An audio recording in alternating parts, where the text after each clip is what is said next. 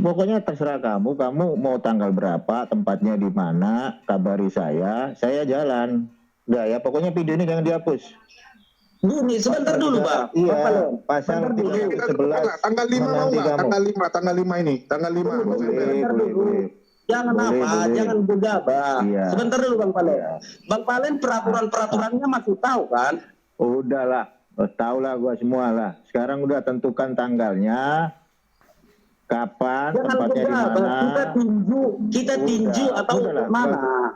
Udahlah, terserah kamu, gua ngikut. Aduh, janganlah kayak gitu, Oke, Bang.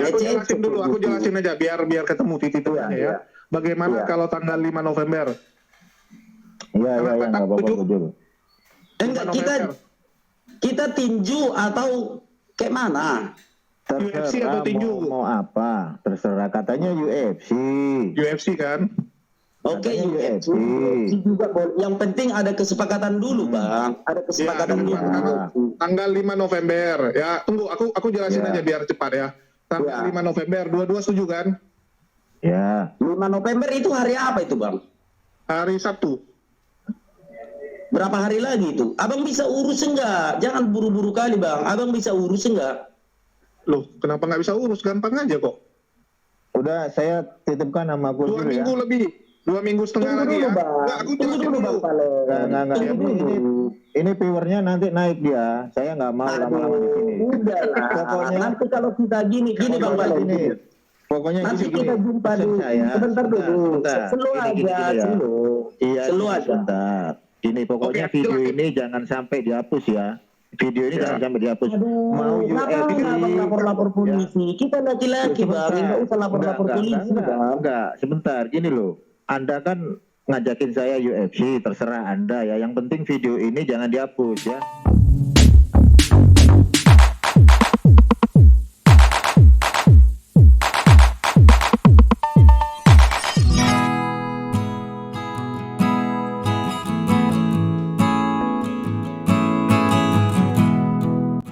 Assalamualaikum warahmatullahi wabarakatuh.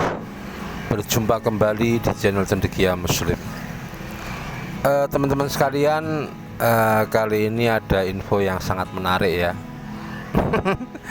Beberapa hari ini kalangan dunia debat lintas agama di media sosial ya dihebohkan dengan rencana pertarungan UFC antara anak Batak dengan Bang Valen atau Bang Omar ya, nama mualafnya. Ini berawal dari protes dari Bang Valen ya, ketika anak Batak ini berkali-kali dalam kontennya menghujat Rasulullah SAW. Kemudian ketika ada kesempatan untuk berdialog sebentar, nggak tahu siapa yang memulai ya, kayaknya yang memulai si anak Batak sih. Kemudian berujung pada rencana untuk melakukan duel dengan menggunakan peraturan UFC ya antara anak Batak dan Bang Valen atau Bang Omar ya.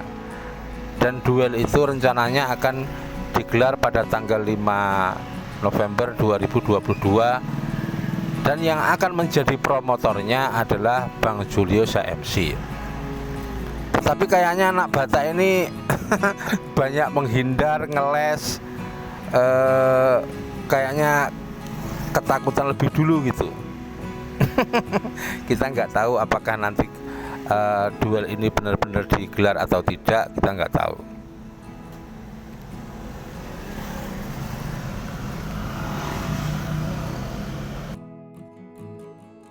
Teman-teman sekalian, memang kalau kita cermati ya, fenomena anak Batak ya, kalau dahulu di awal-awal kemunculannya itu dialognya lumayan santun, tetapi akhir-akhir ini mungkin saja karena tersandra oleh donasi ya, tersandra para donasi, kemudian dia mungkin menyadari ya, dan meniru hujater-hujater terhadap Islam terdahulu ya, seperti MKC, Mbah Udin dan lain sebagainya. Kemungkinan untuk maksud agar dirinya cepat terkenal dan kemudian dapat pundi-pundi donasi yang melimpah, dia memakai cara yang dilakukan oleh Mbah Udin dan si KC ya, dengan begitu menghujat Rasulullah SAW. Makanya anak Batak ini aku sebut the new KC. Kemudian kalau soal Bang Valen ya, sebelum Bang Valen ini menjadi seorang mu'alaf, kalau aku perhatikan dalam diskusi-diskusinya itu santun, elegan, argumentasinya bagus. Kemudian apa ya, yang paling membuat aku berkesan itu, meskipun belum menjadi seorang muslim, Bang Valen ketika menyebut Rasulullah itu selalu diawali dengan kata baginda Rasulullah. Jadi penghormatan Bang Valen kepada Rasulullah sebelum menjadi Islam itu memang luar biasa ya, begitu menghormati baginda Rasulullah SAW.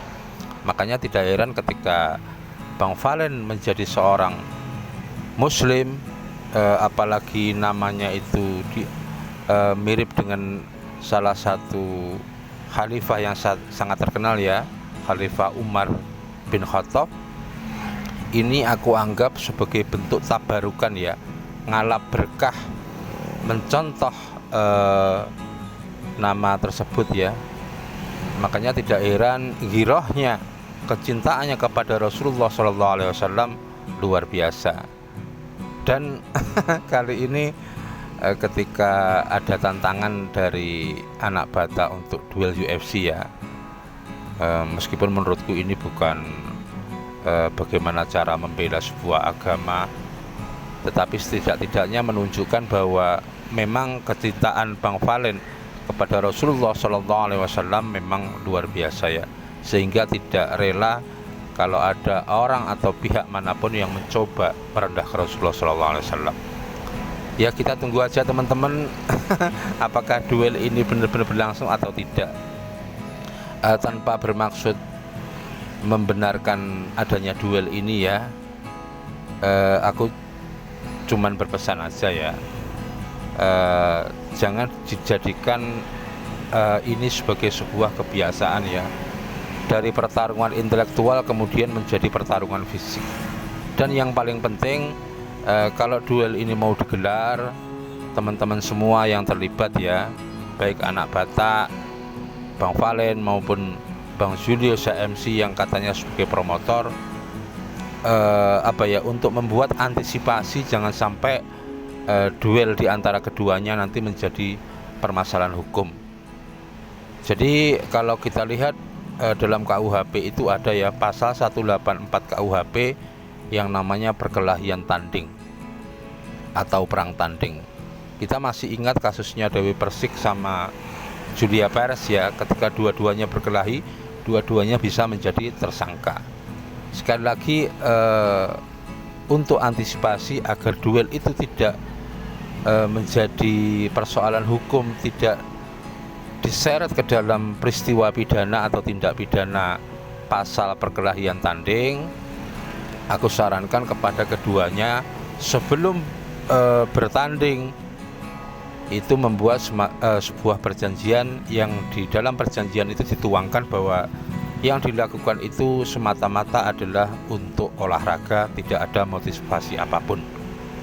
Karena sekali lagi ini pasal yang jarang diketahui orang ya, pasal perkelahian tanding ini. Dalam pasal 184 KUHP ada beberapa kualifikasi. Kalau perang tanding itu tidak menyebabkan luka, hukumannya 9 bulan maksimal.